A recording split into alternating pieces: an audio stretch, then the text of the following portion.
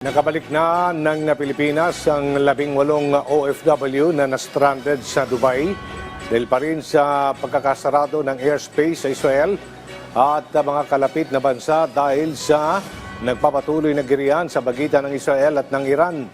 15 sa kanila ay pawang mga caregivers sa Israel, habang newly hired domestic helpers naman sa Jordan ang 3.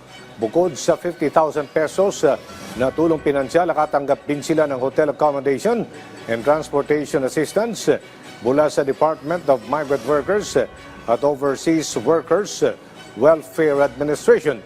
Nakikipag-ugnayan na rin ang DMW sa recruitment agencies ng mga umuwing OFW. Patuloy ring nakamonitor ang DMW at OWA sa kalagayan ng 4 na Pilipinong nasugatan sa mga pag-atake. At ayon sa DMW, 2 sa kanila ay nakalabas na ng ospital habang isa ay nasa moderate critical condition. Ang isa naman ay nasa critical na kalagayan na lubang napuruhan sa bandang leeg.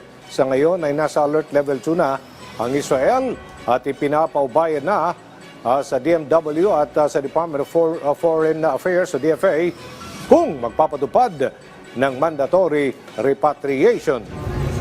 Tulungan ang mga OFWs na apektado ng anumang sigalot, most especially itong ongoing na hidwaan between Israel at Iran, ay patuloy tayong ang bibigay ng tulong. Follow the official pages of our embassy, of DMW and OWA, at makinig po sa authorities din doon sa Israel para po sa kanilang safety.